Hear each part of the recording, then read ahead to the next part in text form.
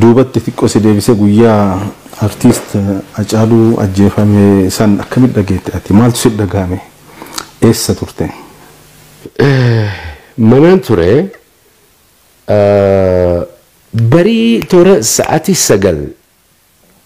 9 halkan keessa ka'eetiin wannoo keessa living roomii keessa saalonii keessa ifa ibsee anaa ta'u gurbaan wannoon kiyya eenyu shoferri kiyya dhufe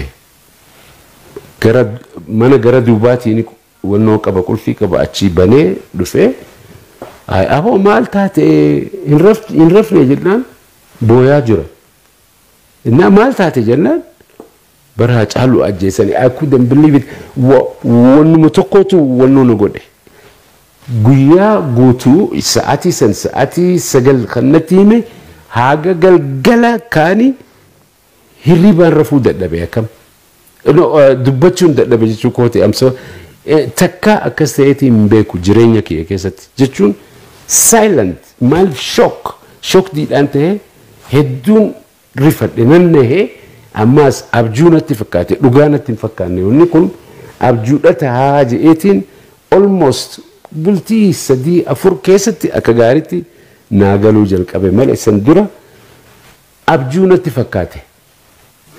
Dhugaadha hedduu nama gaddisiisaa. Guyyaa sanitti aanee egaa uummanni bal'inaan bahee gadda isaa dhageessisaa ture. Kanuma keessa jeequmsa adda addaa uumamee ture.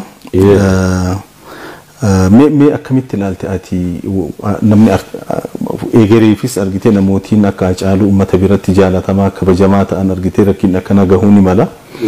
Amma duras artistoota hedduu bifa kanaan dhabne akka eebbisa addunyaa fa'aa namooti adda addaa maqaa dhahuu ni danda'ama.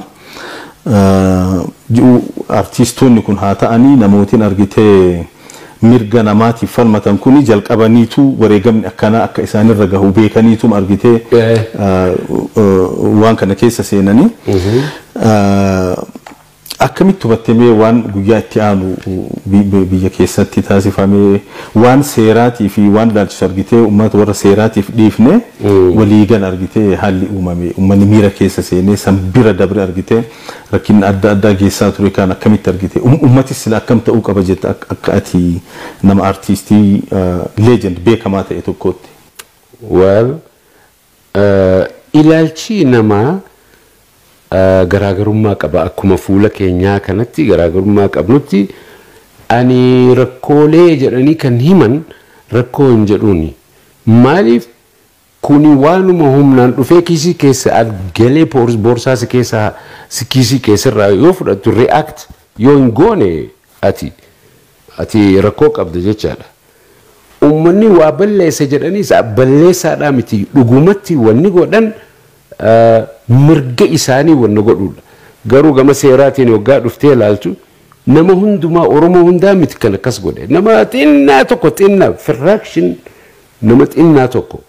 Ammoo akka haqaatitti artistii guddaa akka isaa akka eebbisaa addunyaa fi kanneen fi jara nuun deemu liidaroota keenya waggaa qabanii wannoo godhan react godhuu dhabuun du'a jechaadha. Kanas mootummaan inuma beeka addunyaa keessa jira hundi bakka hunda as duwwaadhaa muti namni waggaa one of Floyd waggaa du'e maal godhan Ameerikaa nu argite fi Ameerikaa duwwaadhaa miti Awurooppaa Ameerikaa Austraaliyaa hunduma keessaa wanna jira garuu uummanni garii akka itti ilaalu nama waa baballeessee jedhanii himan akka waan Oromoon balleessiteetti waggaa ilaalan. That is wrong. Absolutely. React godhuu dhabuudhaatu inumaatu hamaadha. Waan gatii qabu tokko irraa fuudhan gatii guddaa kan qabu akka diamond harka keetitti kana qabatee otoo teessuu yoon dhufee sirraa fuudhe caluma jettee dhaabbattee nan laaltu ka jara dhaabbatee laaluu didesantu react godhe.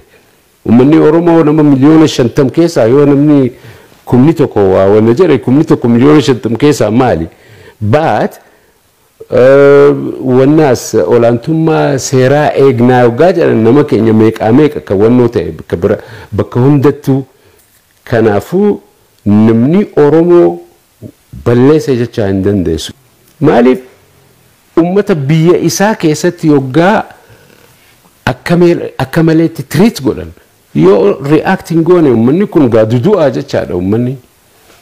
Kanaafuu kun wanni mul'isa fuulduraaf ammaas wanni akkanaa yoo ta'e wanni akkanaa waan qabnu waan nuti ittiin boonnu kana aadaa keenya yoggaa nu jalaa fuudhan nurraa ajjeesanii maarree godhan. Mootummaanis seerrinis olaantummaa yoo barbaachise dura nama agartee wanna badii akkanaa hojjete lubbuu namaa baase qabanii fidanii seeratti dhiyeessanii ummataas beeksisanii akkasitti ummanni waan fedhetti murteessa. Manni murtii ummata. Mana murtii jedhanii waan assign godhanii achirra wannoo godhan duwwaa otoo hin taane ummanni mataan isaa mana murtiiti.